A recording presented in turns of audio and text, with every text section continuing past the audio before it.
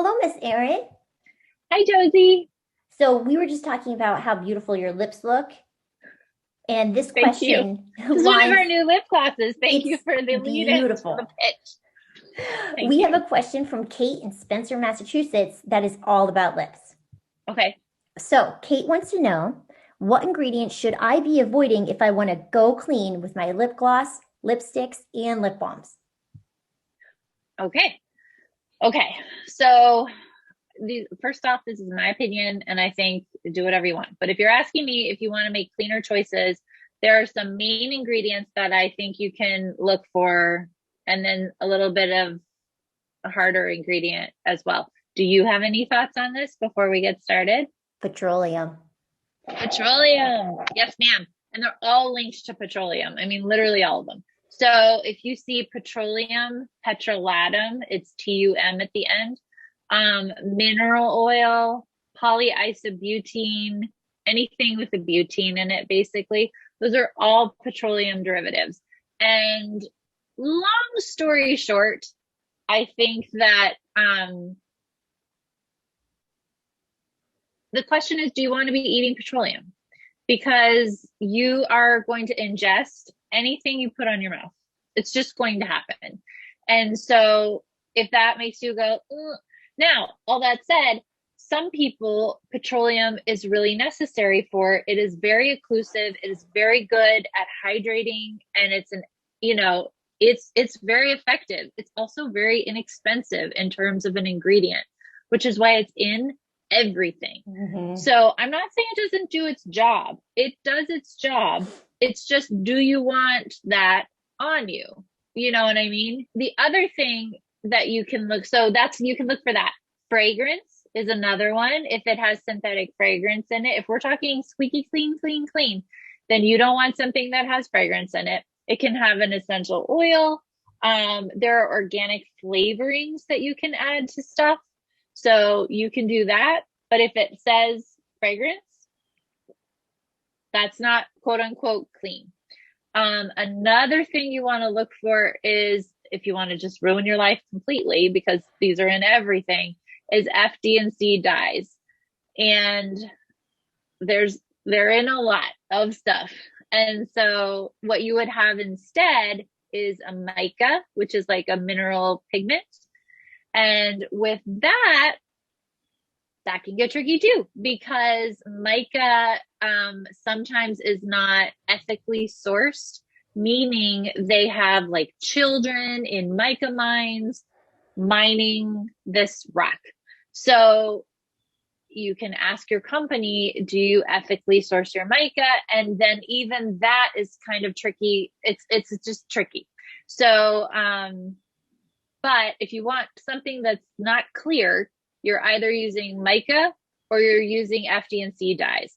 Now, FD&C dye, you can't get a red red or a pink pink with, I mean, like red, without using an FD&C dye. And I think lines like Kier Weiss is a really good example to me, who's really transparent with their information.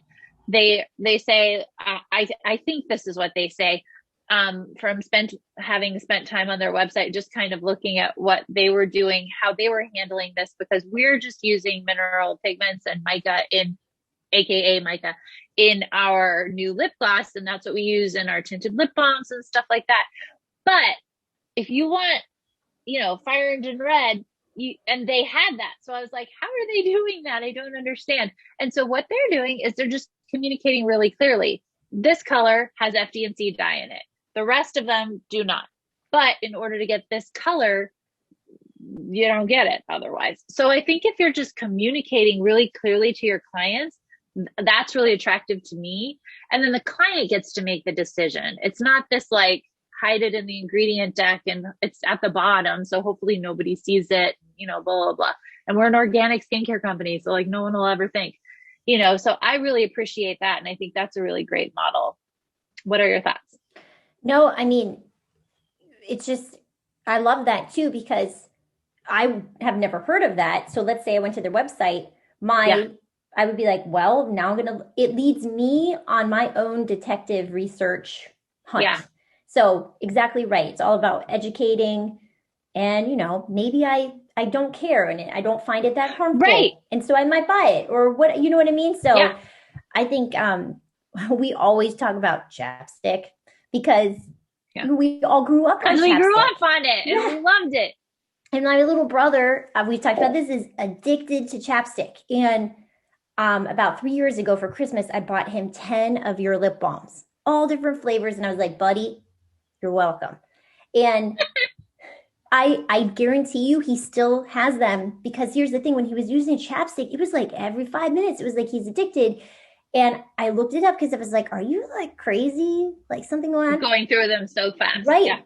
And there was tons of articles about it actually dries you out more, so you need more of it.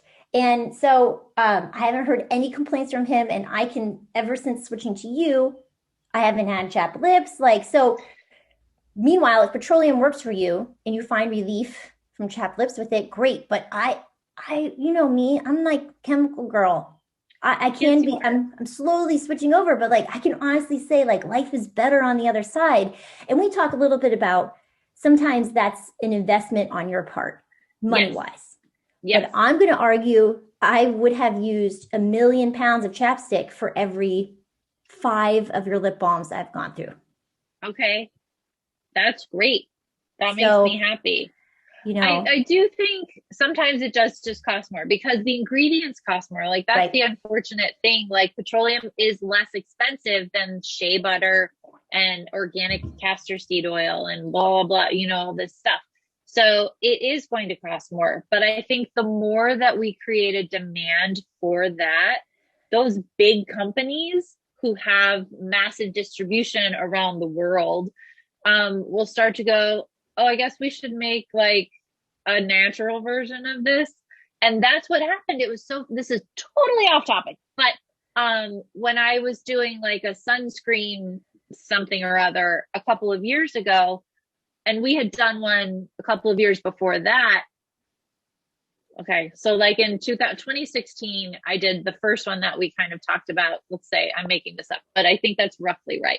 And it was really hard to find a mineral SPF from a big brand, like a nationally recognized, everyone's had this and in their beach bag or something. And then a couple of years later, because there was such demand for it, it it just basically allows more people to have it at a lower price point. And what it does for little brands is that ingredient becomes not specialty and it becomes a mass ingredient, for lack Yeah. of a better way of saying it. I'm sorry, my AirPod is falling out of my ear. And so I think if we can get to that place, and then you can choose to get the one at Walmart or you can choose to get the one from someone like me, but the price is not going to be that different at that point. Absolutely. I think that's so, and that's exactly what Kate's going on this adventure, Yes. about making a choice. And the more of Yeah. us who can go on that adventure with her, you're absolutely right. We create a demand for cleaner and cleaner ingredients that go on our bodies, Yeah. inside your It's bodies if it's important. on your lips. In, Yeah. in your mouth, in your tummy. Yeah. So Well, good it's a luck, good Kate. question. Excellent question. And good luck to everyone on their own skincare adventure, on their Yeah. way to a less In their mouth. chemical, yeah, life. It's I always like better it. that way. Yeah. Stay safe, everybody. We'll Bye. see you again soon.